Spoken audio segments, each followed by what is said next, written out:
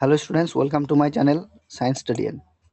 আজকের পর্বে আমরা নিউটনস ল অফ মোশন অর্থাৎ নিউটনের গতিসূত্র যে তিনটি রয়েছে সেই তিনটি গতিসূত্রের উপর থেকে বিগত কয়েক বছরে RRB NTPC, RRB ALP, RRB group D এছাড়াও অন্যান্য কম্পিটিটিভ এক্সামে যে প্রশ্নগুলি সচরাচর এসে থাকে সেই প্রশ্নগুলি নিয়ে বিস্তারিত আলোচনা করব।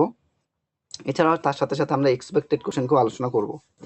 তো এই ভিডিওটি তোমাদের জন্য বেশ হেল্পফুল হবে এবং এই প্রশ্নগুলি অবশ্যই তোমাদের করে যেতে লাগবে যাতে তোমরা ভালো স্কোর করতে পারো। তো প্রথম প্রশ্ন আমাদের কি রয়েছে আমরা দেখে নিই। প্রথম প্রশ্ন আমাদের এখানে রয়েছে কোশ্চেন নাম্বার 1। তাতে আমাদের কোশ্চেন নাম্বার 1 এর ফার্স্ট যে প্রশ্ন আছে, আইজ্যাক নিউটন কয়টি গতিসূত্র প্রণয়ন করেন, যেটা আরআরবি এনটিপিসিতে 2021-এ এসছে। দেখো স্যার, আইজ্যাক নিউটন তিনটি গতিসূত্র দিয়েছেন। প্রথম গতিসূত্র থেকে বলের সংজ্ঞা কি কি জানা যায়, বলের সংজ্ঞা সম্পর্কে জানা যায়। এছাড়াও জাড্য ধর্ম সম্পর্কে ধারণা পাওয়া যায় প্রথম গতিসূত্র থেকে।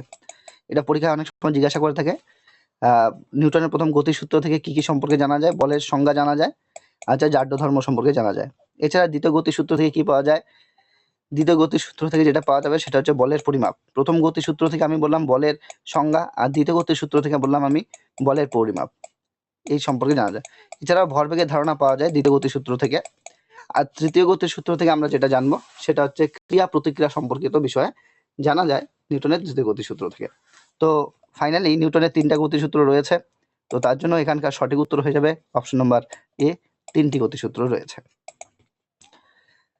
পরের প্রশ্ন যদি দেখো, কোশ্চেন নাম্বার 2, কোন বস্তুর ভরবেগের পরিবর্তনের হার বস্তুর উপর প্রযুক্ত বলের সমানুপাতিক, এই নিয়মটি হিসাবে পরিচিত। দেখো নিউটনের তিনটা গতিসূত্র রয়েছে। প্রথম গতিসূত্রে বলেছে বাইরে থেকে প্রযুক্ত বল দ্বারা অবস্থার পরিবর্তন করার চেষ্টা না করলে স্থির বস্তু চিরকাল স্থির আর সচল বস্তু চিরকাল সমবেগে একই সরলরেখায় চলতে থাকবে। অর্থাৎ স্থির বস্তু স্থির থাকবে এবং সচল বস্তু চিরকাল সমবেগে একই সরলরেখায় চলতে থাকবে। এটা ছিল নিউটনের প্রথম গতিসূত্র। আর নিউটনের দ্বিতীয় গতিসূত্র ছিল কোনো বস্তুর ভরবেগের পরিবর্তনের হার বস্তুর উপর প্রযুক্ত বলের সমানুপাতিক, আর বল যেদিকে প্রযুক্ত হবে ভরবেগের পরিবর্তনও সেই দিকে ঘটবে। অর্থাৎ এই যে লাইনটা রয়েছে এটা নিউটনের দ্বিতীয় গতিসূত্রের লাইন রয়েছে। আর নিউটনের তৃতীয় গতিসূত্র হচ্ছে প্রত্যেক ক্রিয়ার সমান আর বিপরীত প্রতিক্রিয়া রয়েছে। তো যেহেতু আমাদের এটা নিউটনের দ্বিতীয় গতিসূত্র, তার জন্য আমাদের অপশন নাম্বার সি হয়ে যাচ্ছে এখানকার সঠিক উত্তর। পরের প্রশ্ন দেখো, নিউটনের দ্বিতীয় গতিসূত্রের সমীকরণ কি। দেখো নিউটনের দ্বিতীয় গতিসূত্র থেকে বলের সংজ্ঞা পাওয়া যায়। আর বল পরিমাপের জন্য আমাদের যেটা লাগবে, বল ইকুয়াল টু ভর ইন্টু ত্বরণ। ভরকে এম দিয়ে লেখা হয় যেহেতু মাস, আর ত্বরণকে এ দিয়ে লেখা হয় যেহেতু অ্যাক্সিলারেশন। অর্থাৎ M into A equal to force. এটা হচ্ছে নিউটনের দ্বিতীয় গতিসূত্রের সমীকরণ। অর্থাৎ অপশন নাম্বার বি হয়ে যাচ্ছে এখানকার সঠিক উত্তর। তারপরে প্রশ্ন দেখো কোশ্চেন নাম্বার 4। আমাদের কোশ্চেন নাম্বার 4 রয়েছে নিউটনের প্রথম গতিসূত্রের অপর নাম কি। দেখো নিউটনের প্রথম গতিসূত্রে বলা হয়েছে কোনো বস্তু মানে বাইরে থেকে যদি বল প্রয়োগ করা না হয় তাহলে স্থির বস্তুর টেন্ডেন্সি হচ্ছে চিরকাল স্থির অবস্থাতে থাকা, আর গতিশীল বস্তুর টেন্ডেন্সি হচ্ছে চিরকাল গতিশীল অবস্থায় সরেখা বরাবর চলতে থাকা।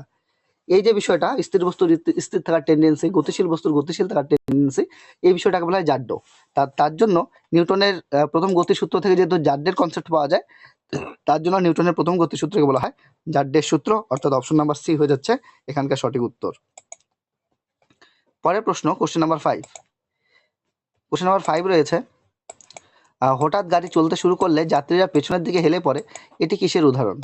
দেখো হঠাৎ যদি গাড়ি চলতে শুরু করে এবং যাত্রীরা যদি সেখানে বসে থাকে বা দাঁড়িয়ে থাকে তাহলে পিছনের দিকে হেলে পড়ে। এটার কারণ হচ্ছে যাত্রীরা যখন স্থির বাসের মধ্যে দাঁড়িয়ে ছিল তখন বাস স্থির থাকার সাথে সাথে তাদের বডিও স্থির ছিল, অর্থাৎ শরীর স্থির ছিল। এবার স্থির বস্তুর টেন্ডেন্সি হচ্ছে স্থির অবস্থাতে থাকার।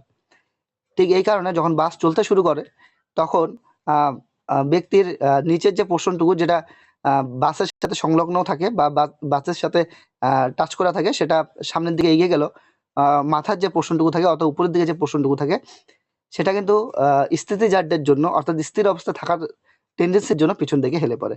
অর্থাৎ এক কথায় আমরা বলতে পারি এই ঘটনাটা ঘটে স্থিতিজাড্যের জন্য। আর গতিজাড্য, স্থিতিজাড্য অর্থাৎ জাড্য সম্পর্কিত যে বিষয় সেটা আমরা কিন্তু নিউটনের প্রথম গতিসূত্র থেকেই জানতে পারি। তার জন্য এখানকার সঠিক উত্তর হয়ে যাবে নিউটনের প্রথম গতিসূত্র। এই কোশ্চেনটা আরেকভাবে হতে পারতো যে কিসের জন্য, কিসের দরুন এটা ঘটে, সেক্ষেত্রে কিন্তু অপশনের মধ্যে স্থিতিজাড্য এই শব্দটা কিন্তু থাকতে পারতো। চলে আসছে আমরা কোশ্চেন নাম্বার 6। কোশ্চেন নাম্বার 6 যেটা রয়েছে, কোশ্চেন নাম্বার 6 আমাদের রয়েছে বলের সংজ্ঞা পাওয়া যায় নিউটনের যে সূত্র থেকে। দেখো, বলের সংজ্ঞা পাওয়া যায় নিউটনের প্রথম গতিসূত্র থেকে। আর যদি বলতো যে বলের পরিমাপ, এই সংজ্ঞার জায়গাটা যদি পরিমাপ হয়ে যেত, তাহলে কিন্তু সেই উত্তরটা হয়ে যাবে নিউটনের দ্বিতীয় গতিসূত্র। পরিমাপের কথা বললে হয়ে যাবে দ্বিতীয় গতিসূত্র, আর যদি সংজ্ঞার কথা বলে তাহলে হয়ে যাবে প্রথম গতিসূত্র। পরিমাপ বললে দ্বিতীয় গতিসূত্র, আর সংজ্ঞার কথা বললে প্রথম গতিসূত্র। যেহেতু এখানে কোশ্চেনের মধ্যে বলের সংজ্ঞার কথা বলা হয়েছে, তার জন্য এখানকার সঠিক উত্তর হয়ে যাবে নিউটনের প্রথম গতিসূত্র। তারপরের প্রশ্ন দেখো, কোশ্চেন নাম্বার 7। নদীর মাঝখানে ভাসমান মসৃণ বরফখণ্ডের উপর এক ব্যক্তি দাঁড়িয়ে আছে। নদীর পাড়ে পৌঁছাতে হলে তাকে নিউটনের কোন সূত্রের সাহায্য নিতে হবে? তাকে নিউটনের কোন সূত্রের সাহায্য নিতে হবে? তো সেক্ষেত্রে আমাদের যেটা আসবে, নিউটনের তৃতীয় গতিসূত্রের সাহায্য নিতে হবে। কারণ কি, বরফখণ্ডের উপর দিয়ে তিনি যখন হেঁটে যাবেন, তখন বরফখণ্ডের উপর তিনি যে বল প্রয়োগ করবেন, বরফখণ্ড অর্থাৎ বরফও সেই ব্যক্তির উপর বল প্রয়োগ করবে, অর্থাৎ ক্রিয়ার প্রতিক্রিয়া থাকবে। অর্থাৎ এই বিষয়টার উপর বেস করেই তিনি পারে পৌঁছাতে পারবেন। অর্থাৎ নিউটনের তৃতীয় গতিসূত্র থেকে এই বিষয়টাকে আমরা ব্যাখ্যা করতে পারবো। কোশ্চেন নাম্বার 8 দেখো, কোশ্চেন নাম্বার 8 রয়েছে নিচের কোন উদাহরণটি নিউটনের প্রথম সূত্রকে ব্যাখ্যা করে? নিচের কোন উদাহরণটি নিউটনের প্রথম সূত্রকে ব্যাখ্যা করে? যখন আমরা প্যাডেলিং বন্ধ করি, সাইকেলটি ধীর হতে শুরু করে, এটা নিউটনের প্রথম গতিসূত্রকে ব্যাখ্যা করে না। দ্রুত এগিয়ে আসা ক্রিকেট বল ধরার সময় ফিল্ডাররা চলমান বলের সাথে তার হাতকে ধীরে ধীরে পিছনের দিকে নিয়ে যায়, এটা হবে না। হঠাৎ একটি বাস চলতে শুরু করলে যাত্রীরা পিছনের দিকে হেলে যায়, একদম। হঠাৎ একটি বাস যদি চলতে শুরু করে, তাহলে যাত্রীরা পিছন দিকে হেলে যায়, কিসের জন্য? স্থিতিজাড্যের জন্য। আর স্থিতিজাড্য গতিজাত্র সংক্রান্ত যে বিষয় আমরা জানতে পারি, সেটা হচ্ছে নিউটনের প্রথম গতিসূত্র জানতে পারি। তার জন্য এখানকার অপশন নাম্বার সি হয়ে যাবে সঠিক উত্তর। আমাদের কোশ্চেন নাম্বার 9। দ্বিতীয় গতিসূত্র হলো, অর্থাৎ দ্বিতীয় গতিসূত্রটাই আমাদের এখানে বলতে বলেছে। তো কোন বস্তুর ভরবেগের পরিবর্তনের হার বস্তুর উপর প্রযুক্ত বলের সমানুপাতিক, এটাই হচ্ছে নিউটনের দ্বিতীয় গতিসূত্র। তো সেই হিসাবে কোন লাইনটা রয়েছে ধ্যান দিয়ে দেখো, অপশন নাম্বার ডি যেটা পাবে, সেখানে দেখো একটি বস্তুর ভরবেগের পরিবর্তনের হার বস্তুর উপর প্রয়োগ করা মোট বলের সমানুপাতিক, অর্থাৎ এটা হচ্ছে নিউটনের দ্বিতীয় গতিসূত্র। পরের প্রশ্নটা দেখো, পরের প্রশ্নটা খুব ট্রিকি কোশ্চেন করেছে, খুব ভালো প্রশ্ন রয়েছে, ধ্যান দিয়ে দেখো। Question number 10।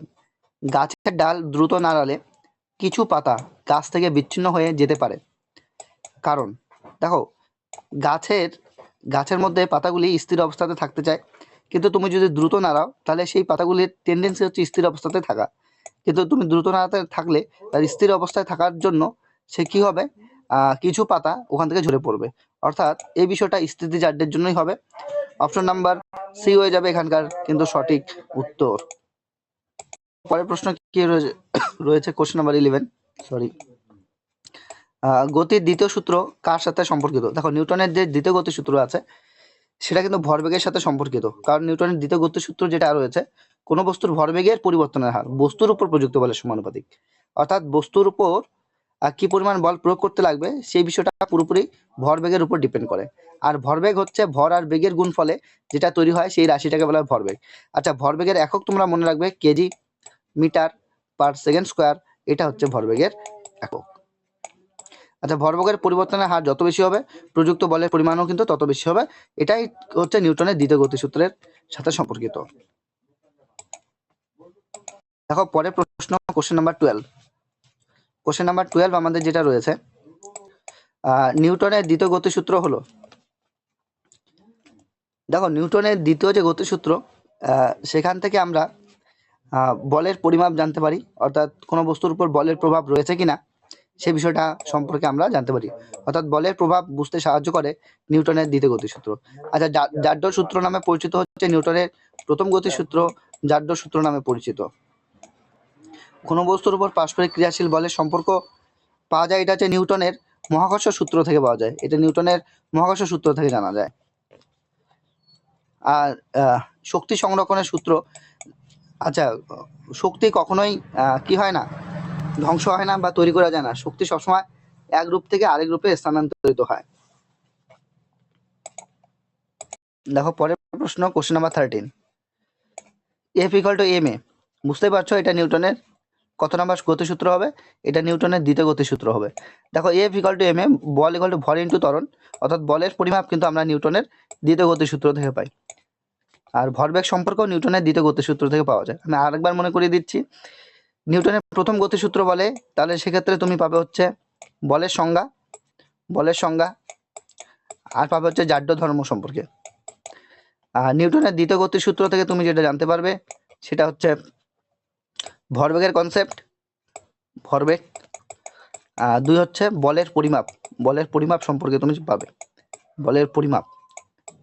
আর নিউটনের তৃতীয় গতিসূত্র থেকে ক্রিয়া প্রতিক্রিয়া সম্পর্কে জানতে পারবে। যেহেতু F equal to M A, অর্থাৎ বলের পরিমাপের রাশিমালা দেওয়া আছে, তার জন্য এটার উত্তর হয়ে যাবে নিউটনের দ্বিতীয় গতিসূত্র। কোশ্চেন নাম্বার 14, নিউটনের কোন গতির সূত্রে দেয়ালে ছুঁড়ে দেওয়া বল কেন ধাক্কা লেগে ফিরে আসে তার ব্যাখ্যা করা যায়? দেখো এটা যে উত্তর হবে সেটা হচ্ছে প্রত্যেক ক্রিয়া সমান আর বিপরীত প্রতিক্রিয়া থাকে।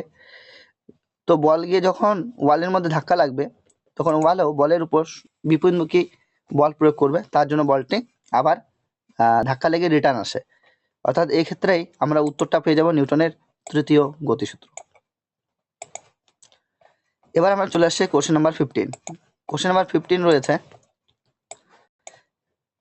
নিচের কোন বিবৃতিটি নিউটনের গতির তৃতীয় সূত্রের জন্য সত্য? নিউটনের গতির তৃতীয় সূত্রের জন্য নিম্নলিখিত কোনটি সত্য?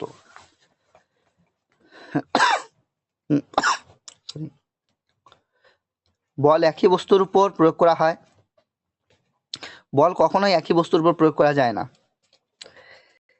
বল একই বস্তুর উপর বিপরীত দিকে প্রয়োগ করা হয় না। বল আলাদা বস্তুর উপর বিপরীত দিকে প্রয়োগ করা হয় না। বল আলাদা বস্তুর উপর বিপরীত দিকে, হ্যাঁ একদম, বল আলাদা বস্তুর উপর বিপরীত দিকে প্রয়োগ করা হয় নিউটনের তৃতীয় গতিসূত্র তাই বলে। মানে একটা বস্তু আরেকটা বস্তুকে যদি বল প্রয়োগ করে, সেই বস্তুটা আরেকটা বস্তুকে বিপরীত দিকে বল প্রয়োগ করবে। অর্থাৎ এই ঘটনাটাকে যদি আমরা ক্রিয়া বলি, এইটাকে আমরা বলবো প্রতিক্রিয়া। অর্থাৎ নিউটনের তৃতীয় গতিসূত্রে ক্রিয়া প্রতিক্রিয়ার যে বিষয়টা, সেটাই কিন্তু এখানে বলা হয়েছে। আর সেক্ষেত্রে যে বস্তুর প্রয়োজন হয়, সেই বস্তু দুটি অবশ্যই আলাদা বস্তু হতে লাগবে। দুটো আলাদা বস্তুর উপরেই অলওয়েজ বল কাজ করে থাকে। দেখো তার পরের প্রশ্ন, কোশ্চেন নাম্বার 16। কোশ্চেন নাম্বার 16 রয়েছে, বস্তুর ভরবেগের পরিবর্তনের হার কিসের সাথে সমানুপাতিক? দেখো নিউটনের দ্বিতীয় গতিসূত্রে বলা হয়েছে কোনো বস্তুর ভরবেগের পরিবর্তনের হার বস্তুর উপর প্রযুক্ত বলের সমানুপাতিক, বস্তুর উপর প্রযুক্ত বলের সমানুপাতিক। তাহলে এখানকার প্রয়োগকৃত বল অর্থাৎ অপশন নাম্বার বি হয়ে যাবে এখানকার সঠিক উত্তর। পরের কোশ্চেন দেখো, কোশ্চেন নাম্বার 17, নিচের কোন তথ্যটি ভুল? অর্থাৎ ভুল তথ্য এখানে নির্বাচন করতে বলেছে। যখন একটি বাস হঠাৎ থেমে যায়, বসে থাকা যাত্রীরা পিছনের দিকে হেলে যায়, একদম ভুল। কোন একটা বাস চলতে চলতে হঠাৎ থেমে গেলে যাত্রীরা সামনের দিকে ঝুঁকে পড়ে। এই ঘটনাটা হয় গতিজারদের জন্য। কেন?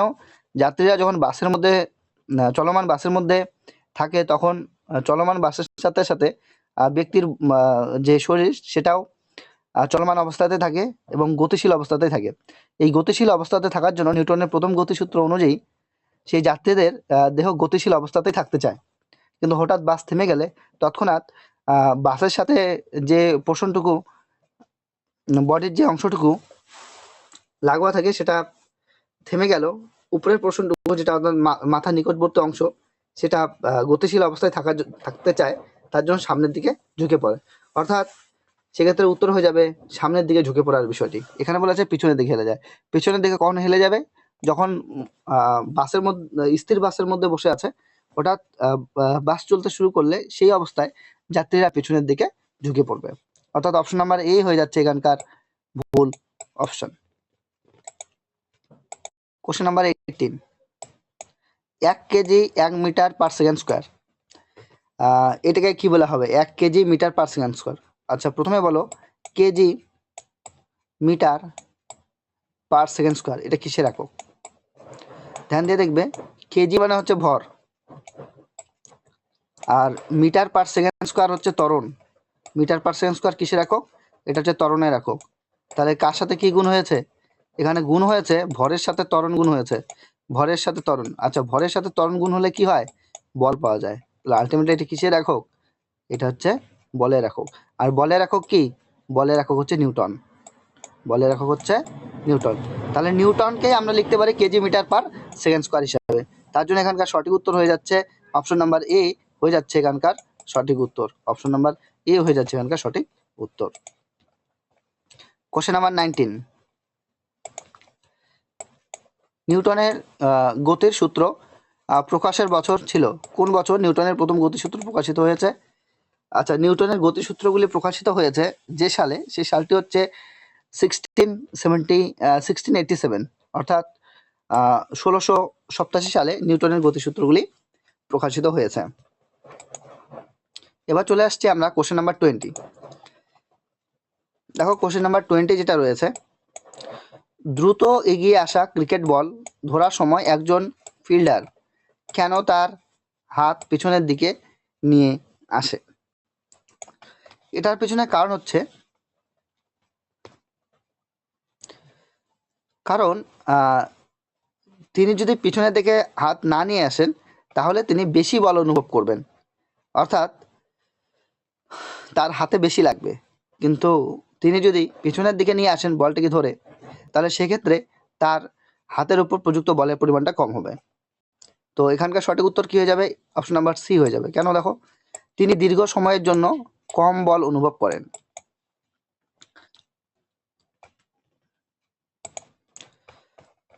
তারপরে কোশ্চেন নাম্বার 21, বন্দুক থেকে গুলি ছোড়ার পর বন্দুকটি না থেমে পিছন দিকে পিছিয়ে আসলে বন্দুকটির গতিশক্তি কি হবে? বন্দুক থেকে গুলি ছোড়ার সময় বন্দুকটি না থেমে পিছন দিকে পিছিয়ে আসলে বন্দুকটির গতিশক্তি কি হবে? সেক্ষেত্রে বন্দুকটার যেটা গতিশক্তি হবে সেটা হচ্ছে, বন্দুক থেকে গুলি ছোড়ার সময় বন্দুকটি না থেমে পিছন দিকে পিছিয়ে আসলে বন্দুকটির গতিশক্তি, সেক্ষেত্রে বন্দুকটির গতিশক্তি যেটা হবে বুলেটের গতিশক্তির থেকে কম হবে। বন্দুকটির গতিশক্তি কি হবে? বুলেটের গতিশক্তির থেকে কম হবে।